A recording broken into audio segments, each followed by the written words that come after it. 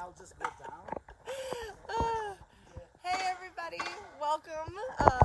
I'm Danielle Palloschi-Browne with the Casa Group and Grid Ambassador, and you can see Tamang down there. And we are here live in Annandale at Raj's project with Evergreen Custom Homes, Green Valley Custom Homes.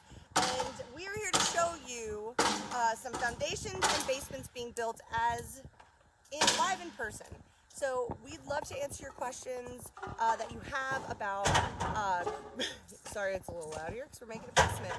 Any questions you have about foundations and basements, and let us know what you have. But we're going to show you around the project right now. Raj is going to go through the importance of each of the different specific parts of the foundation and the basement, and let us know if you have any questions along the way. All right, Raj, I think for me to get down, I'm going to just pass you the phone real quick. Yeah. There you go. So maybe I'll go on the... You can spin it around. Spin around. There Okay. you go. So, okay, maybe come down from the other side. Yeah, here we go. Be careful. You need help? Okay. You're good. I got it. Okay. This construction site is always fun, right? Let me give it to you. Always fun. Okay. As you can see, we just poured a foundation wall. Now guys are stripping off this formwork. And formwork is the material that we see right now. That's the gray work, the material, right? Yeah, this formwork, this stuff outside, the metal formwork. Mm-hmm. That's the formwork. Okay.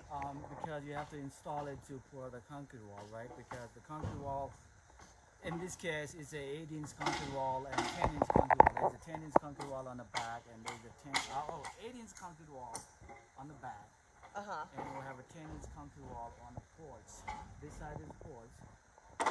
That side would be the garage. Got it. So this over here is the garage. That's the garage, and if you go all the way on this corner, that's the planter box we have to build. Got it. And that's it in pieces.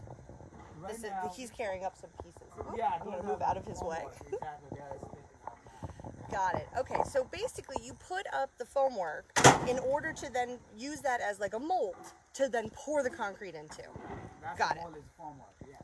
Awesome. So basically, first time they have to pour the foundation or footing. If you see the thicker part on the bottom of the foundation wall, Yes.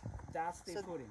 this right here. You see about 6-inch or 8-inch projection from the wall, Mm-hmm. and there's a thickness of about 10 inch.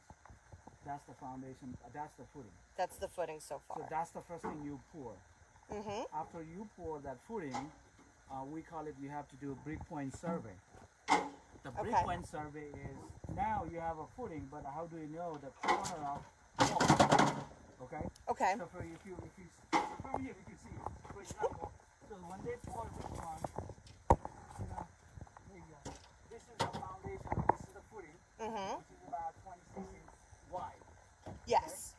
But then they need to know, before they make this homework, they need to know what is the point.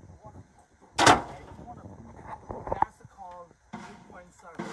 Three-point survey. Okay. That's So what they have to call it. There, they don't do the